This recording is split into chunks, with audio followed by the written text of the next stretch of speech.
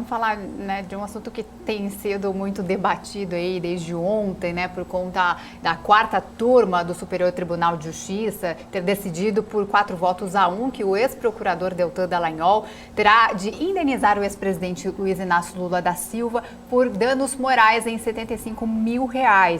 O ex-presidente Lula, lembrando que ele pedia aí uma indenização de R$1 milhão por danos morais, por ter exibido ali um PowerPoint onde colocava o petista como comandante máximo de uma organização criminosa. Doutora, tecnicamente houve abuso mesmo de autoridade por parte do Dallagnol, conforme o STF julgou, né? Lembrando que ele, essa pena aconteceu, né? Esse pagamento de indenização aconteceu em terceira instância, né? Porque somente nessa instância e não nas outras.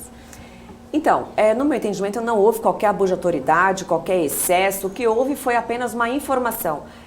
A Lava Jato não é uma operação como outra qualquer. Ela investigava os maiores políticos e os maiores empresários do Brasil. Nunca houve na nossa história uma investigação tão profunda, onde já foi constatado o desvio de mais de R$42 bilhões, não só dos cofres da Petrobras, como de outras estatais. Só lembrando que a própria Petrobras consignou nos seus balanços, consignou em sua contabilidade um pagamento de propina de R$6 bilhões.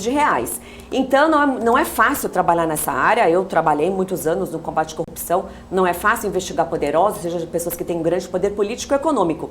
Então o que era necessário? Informar isso para a sociedade. Ainda mais porque o processado era um ex-presidente da República.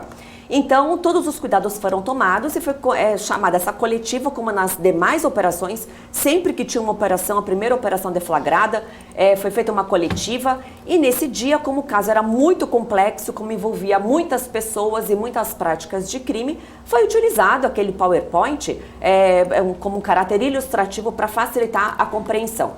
Então, veja, o ex-presidente Lula ajuizou essa ação contra o Deltan Dallagnol, contra a pessoa do ex-procurador, o que já está errado.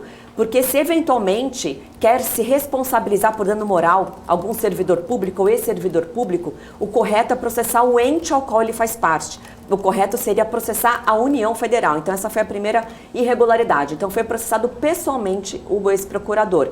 Na primeira instância, foi julgada improcedente essa ação, ou seja, o juiz entendeu que não houve excesso, que não houve qualquer tipo de irregularidade que pudesse causar e ensejar o pagamento de dano moral. Bem, o ex-presidente Lula recorreu ao tribunal e o tribunal manteve essa sentença, manteve essa decisão. Na minha análise, como professora de processo penal, o processo deveria acabar aí. Não poderia chegar no STJ. Por quê? Porque as cortes superiores, seja o STJ, que é o Superior Tribunal de Justiça, seja o STF, que é a quarta e última instância, que é o Supremo Tribunal Federal, eles não podem analisar provas, eles não podem se debruçar no mérito do processo.